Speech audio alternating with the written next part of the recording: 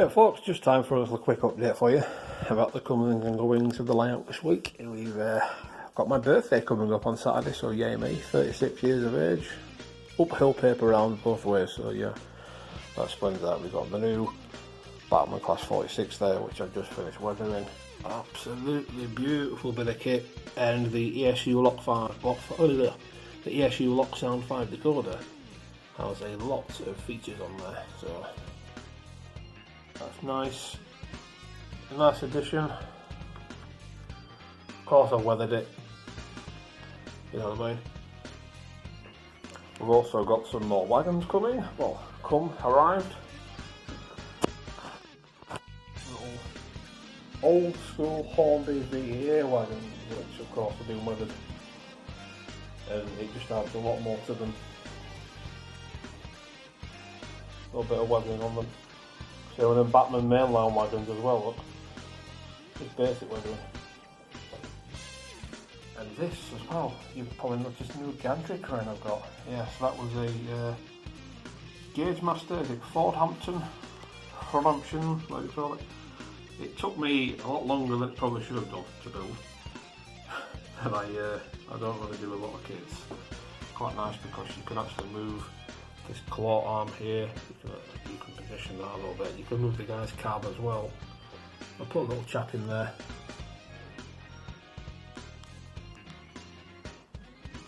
Just so he can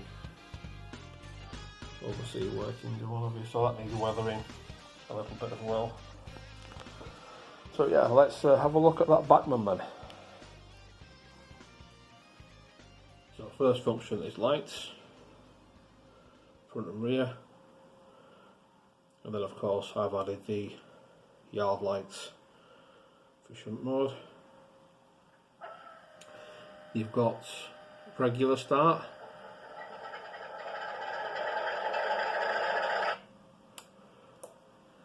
and then you've got a failed start, which is actually done by flicking the on and off switch for the engine immediately, so on and then off.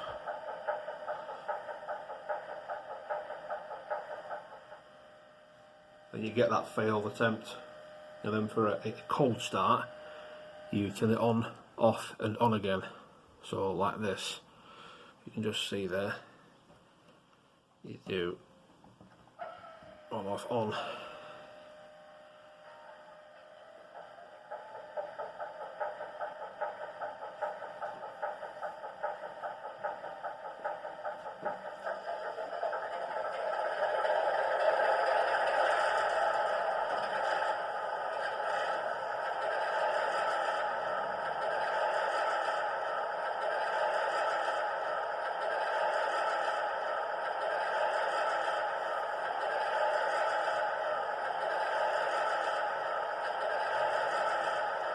I quite like the cold start because it gives you a really nice rattly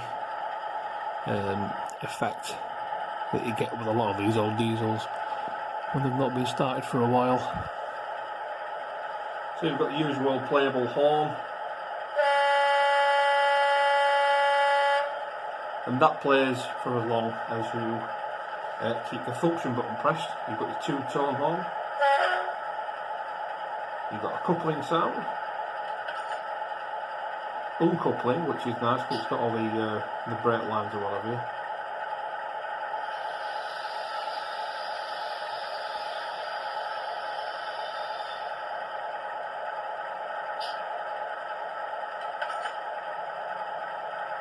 You've got your air dump, Spirax valve, obviously you've all had that before now. Flange squeal. Only works when the loco's moving though, obviously. AWS warning. Your alarm. And you've got your wipers, which you can't really hear with the engine going. A few of the other features you've got is you've got drive lock, which lets you essentially control the sound of the engine without the speed increasing. So if we move the loco forward just a little bit, lock the drive, I can actually rev the engine high and the speed won't increase.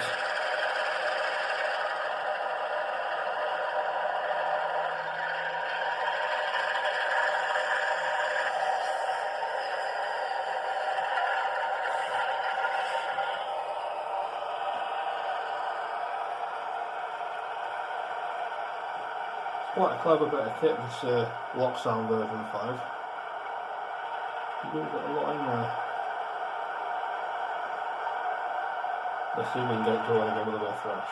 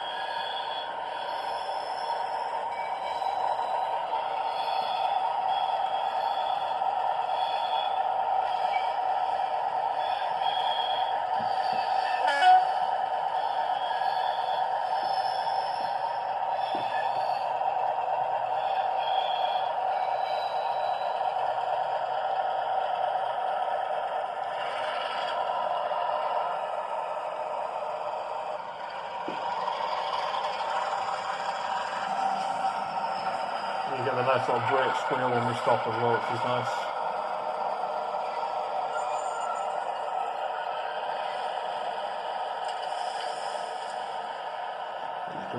The brakes, you can also lock them on like a handbrake, so you can release them. It just adds loads of little elements to the model. So yeah, I'm glad to have this little beastie on the layout. It wasn't without its teething issues, shall we say, when we first got it, but those have been worked out now. It was the usual issue of Bachmann putting too much grease and oil in the drivetrain and not having the pickups set properly. So on certain corners, certain curves, it would stall. But now, there doesn't seem to be any issues as yet. As long as I keep an eye on it, I can't foresee any in the future. Right, so here's some footage of the issue that I was having when I first got the Loco. It would not traverse this section of track, and now you'll see it stall in just a moment. There we are. Now the track was clean.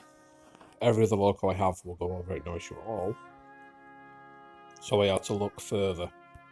The wheels were all clean and the contacts looked like they were touching the wheel backs absolutely fine. Even when I moved the wheels completely to one side or another, they were still touching the wheel backs, so here we are. So I finally bit the bullet and took the bogie frames off, which with Bachmann is always a risky endeavour due to the unique way in which they secure the bogie frames to the bogie itself. So anyway, on this brand new locomotive, I retrieved an alarming amount of dirt from the pickup blades and the wheel backs. So I cleaned them, removed all the excess grease that Bachmann shoved on there for whatever reason. They decided to overload it with so much grease, bent the wiper blades a bit more outward, so they make a much more positive contact with the blades, with the backs of the wheels now. Then, as you can see, we have no more issues with the footage that you saw at the start of the video. That was all done after this initial process. So, for whatever reason, on a 200 and odd pound model, Bachmann deemed fit to just assume that people using it aren't going to be using it on anything less than a third or fourth radius curve, which I can sort of understand to a degree, because this is a really big model. It's a 1 plus core plus 1 arrangement, so tighter curves aren't going to be this thing's forte. But that said, once I cleaned the wheel backs, readjusted the position of the wiper blades, cleaned the track and everything else, all these silly stalling issues seem to have stopped for now. And even immediately after weathering the damn thing, it ran perfectly over the what I'm going to call trouble spots that I have positioned strategically around the layout. So if you are going to get one of these, just keep in mind you might have to do a little bit of surgery to the wheel backs and wiper blades. Just finished the weathering on it. I've gone for a medium one with this one. I don't want to go too mad with it. The few pictures I could find of a Class 46 all seem to have this dirty nose. Not too bad. Obviously you've got the usual dirt and grime on the roof. There we are. It's a lovely model from Bachmann. Really is nice. So as I said at the start, apart from a few minor issues that seem to be common with Bachmann, you know, wiper blade back-to-backs and over-greasing of the gearbox and what have you, it runs really nicely. The Loksound V5 is a brilliant decoder, so functional. So yeah, I would absolutely recommend picking one of these up if you can afford it. One of the peaks, yeah, the 44, 45, 46, whichever you takes your fancy. Oh, very, very similar. I'd just like to thank Michael from Carnforth Models for supplying the model, doing me a great deal on it, and of course for all of his continued support. He's never too busy to help. Right folks, thanks for watching. That's it for this week. I'll see you all very soon. Cheers, bye bye. Oh, and don't forget to like, comment and subscribe.